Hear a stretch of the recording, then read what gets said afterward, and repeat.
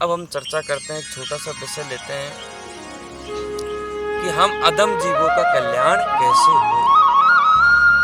एक भक्त ने प्रश्न किया, माता बहनों का, भाई बंधुओं का प्रश्न था कि गुरुजी भक्ति सभी करते हैं लेकिन लाभ नहीं मिलते।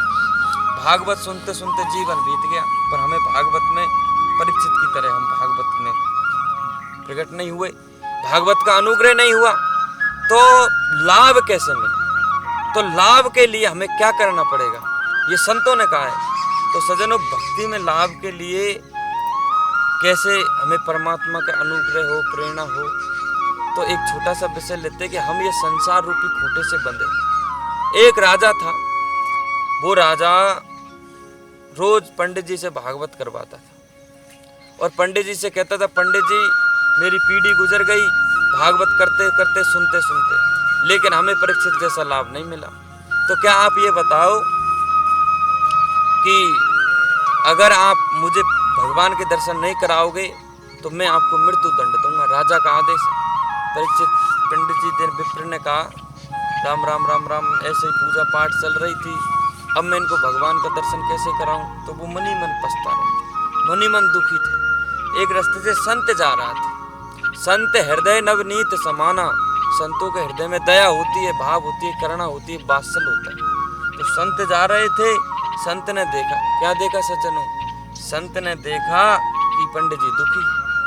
उनसे कहा, भाई कैसे दुखी है? तो पंडित जी ने सारी बात बताई, राजा ने कल मेरे को मृत्यु देने का आदेश निकाल दिया अगर मैंने उनको भगवान के साक्षात नहीं कराए तो।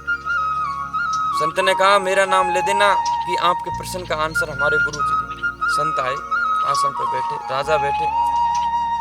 संत ने कहा, हमारे लिए 2 रस्सी मंगाओ, आपके अगर आपको भगवान के दर्शन करने हैं तो। राजा ने 2 रस्सी मंगाई, संत को भी, राजा को भी रस्सी से लपेट दिया और ब्राह्मण को भी रस्सी से लपेट दिया, चारों तरफ जकड़ बंद बंद कर दिया। अब संत ने कहा कि भाई खोलो, तुम खोलो अपने आप को। तो राजा ने कहा, क्या मूर्ख जैसी बात करते हो महात्मा जी, हमको चारों तरफ से बांध दिया, हम अपने आप को कैसे खोलेंगे? तो यही तो बाधा है भक्ति में कि हम अपने आप को ये माया के जाल से खोल नहीं पा रहे। जिस दिन हम इस बंधी हुई जकड़बंद रस्सी से खुल जाएंगे, उस दिन ही हमें परमात्मा के साक्षात हो जाएंगे। तो सज्जनों, खोलो, अपने आप को खोलो और भगवान से जुड़ो, बंधो। यही भगवान की ज्ञान में भक्ति है। 3 तरह की भक्ति होती है। अब 3 तरह की भक्ति में कैसी भक्ति होती है? एक तो भक्ति प्रेम में भक्ति होती है, एक ज्ञान में, जिज्ञासु में, ज्ञान में भक्ति होती है, एक भक्ति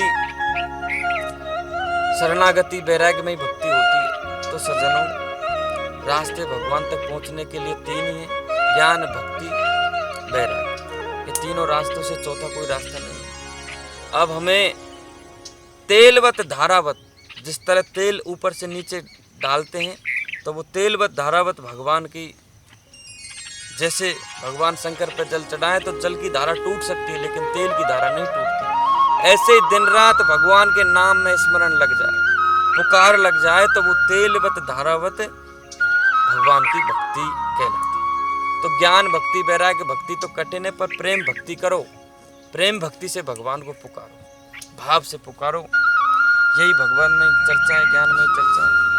और बाबा संतों ने कहा है, ऋषि मुनियों ने कहा है, ज्ञानी पुरुषों ने कहा है कि योग कैसे किया जाता है, भगवान को कैसे पाया जाता है।